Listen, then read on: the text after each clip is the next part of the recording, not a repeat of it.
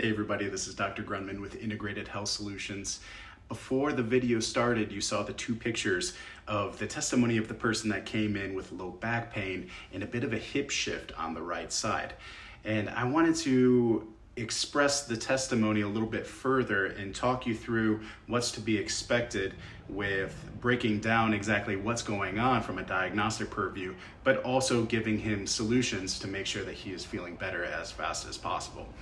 So patient X came in 2 days ago with a lot of irritation in the low back region, and we, number one, wanted to rule out the red flags. First of all, if there's any night sweats or possibilities or indicators of something cancerous, and making sure that from his testimony there are no underlying factors that could lead to something that's more insidious or visceral. And after we ruled that out and indicated that this was likely more of a musculoskeletal situation, we focused more on orthopedic tests to indicate, is this a sacroiliac joint issue, or is this a lumbar sprain and strain, or could this also possibly be a disc pathology on the musculoskeletal side. So when we were going through those particulars, we provoked the pain, and we provoked the pain with rotation and a little bit of flexion, and also some lateral flexion to the opposite side because that region was so tight.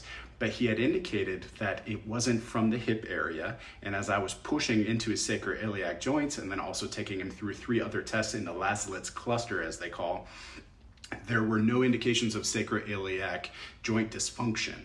And when we took him through forward flexion, yeah, there was a little bit of a pull, but there was no indicator of numbness or tingling going down the back of the leg, or also any other indicators through Valsalva technique, taking a deep breath in and bracing, and then also a little bit of a forward lean that could press into the discs even further and exacerbate those neurological symptoms. All of those were negative.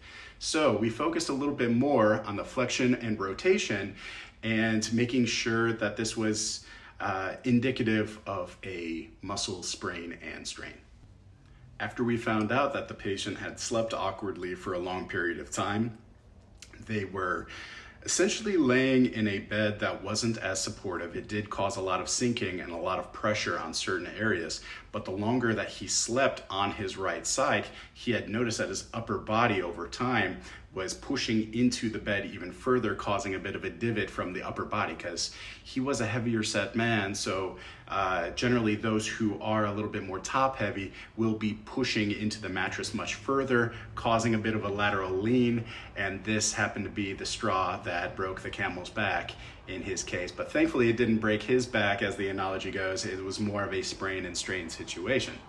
So what we did was dry needling into the thoracolumbar junction, essentially this area, working down into the side of the low back on both sides, but also doing some compression, active release technique, pinning and stretching of the hip and the low back paraspinal tissue, and then also a lot deeper into the longus colli region, which is generally a stabilizer, not as much of an activator of tissue, but that helped to free up a lot more mobility into that rotation and lateral flexion as well. And after that, we focus on exercises that are going to desensitize the area and not necessarily provoke. Sometimes exercises that slightly provoke or poke the bear a little bit, it can be helpful. I would go with kissing the pain as opposed to making out with it. You want to make sure that you are stifling that pain and not causing too much irritation, because they're going to be right back on the table in no time. So we wanted to decompress and de-stress that area, making sure that we are leaning to one side. So as you saw in the picture, we placed the foam roller underneath my low back area on the asymptomatic side to cause that lateral shift here to help pull the region that was incredibly tight. And that over time helped to decompress the low back, opening up the hips a little bit and giving him some more range of motion, freely movable without poking that bear too much. Before the treatment concluded with this patient, we made sure that we gave him considerable amount of exercises to focus on that were more passive first, to not only desensitize the pain, but also avoid from discouraging him from doing those things in the future. Because the more it bothers the back, the less likely they're going to do it, and we're going to be right back to square one.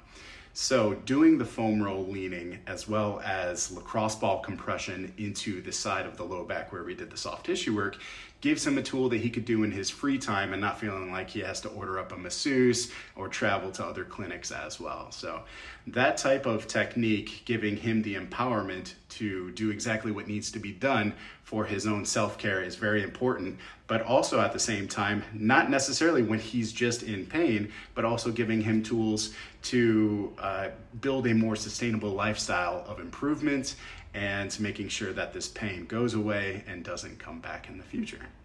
If you guys have any questions about the testimony or any questions about the process that we utilize for this patient's care and getting him back to feeling a lot better within 5 to 8 days, please throw a comment down below so that we can get back to you as soon as possible. I'd be happy to answer any questions that you have.